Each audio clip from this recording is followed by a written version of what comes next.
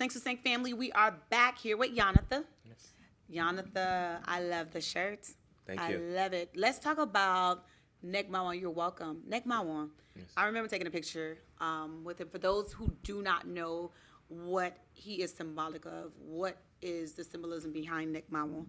So Degmawa is for those who don't know, I think a lot of people are familiar with the American history about Paul Revere. Right. So to me, Degmawa is the Paul Revere of Haiti, holding my favorite fish dish, the conch shell. Yes. And from he's that man, all right? He's that individual who, from what I know and been told, is that letting the making noise and letting the revolutionaries know when the enemy was coming, Right. and being prepared to defend ourselves. Right. I love the fact that we knew the land. I as an educator, oftentimes I take an opportunity to tell individuals that slavery, we were not slaves, we were enslaved. Right. In the land of Africa, we were botanists. We knew the land. We yes. were nurses. Right. The fight. We knew the machete well enough because we were farmers. Right. We were doctors and nurses. Right. Not just kings and queens. Right. And so all of that, was used, applied for us to become the first truly independent nation in the Western Hemisphere. And so this shirt, the Sweetest Girl shirt, the Negmawan shirt, talks about, the essence of our film. And so my gift to you is your shirt here, your own you. Negmawan shirt. And for anyone I else love that it. wants to get it, they can DM me on my Goodman Chronicles IG, and it's only $40, and it's for them. So it's a memorabilia from the film. So Thank you so much. I'm honored. thank you. Thank you. I will wear this proudly. Thank you. Listen, so where can we contact you if we wanted to purchase the merchandise?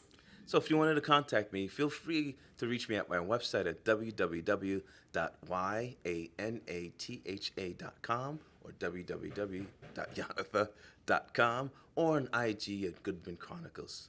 Goodman Chronicles. Yes. You came up with that? Goodman Chronicles. It's the series of the novel. So yes. Love it, love it. So in school, you give your authentic self. Is there any time where they provide you with feedback, or you just keep it just, all right, students and professor? I get feedback all the time. Okay. And one of the things we, in school and out of school, so one of the things we did in terms of I pre-screened the Sweetest Girl film. And I thought our target audience was the Tyler Perry audience. But Why? come to find, we were targeting black females between 35 and older. Okay. Come to find out, it's younger females, okay. young black females, Okay. 18 to 25. Okay. And some of the feedback I've gotten, some of the non-constructive feedback, was very helpful to Okay. know who our audience was not. So I'll leave okay. it like that. Okay. All right. And in terms of my students, I encourage them to. I always ask them every semester, how many of us have ever been picked on in school? And most of them say yes. I said the reason why you were picked on is because you made an impact. Right. You stood out. Definitely. So because you stood out, embrace it now. As our future entrepreneurs, that's the only way you do it. If you do what everyone else does, you're going to get the same results as everyone else. So if you want to be able to stand out and make a difference, embrace your uniqueness and go from there. Embrace that gift. Right. So who influenced you outside of, well, maybe you probably got people within the industry that influenced you as well. Who influenced you in your artistry? So in my artistry, I start with my family. My mom, we grew up in the church. I'm a classically trained piano player. I played Nice. for my church for many years. Nice. My uncle, Amos Coulange, he just celebrated his birthday. The world-renowned classical guitarist, Amos Coulange, lives in Paris, France. He's a film composer.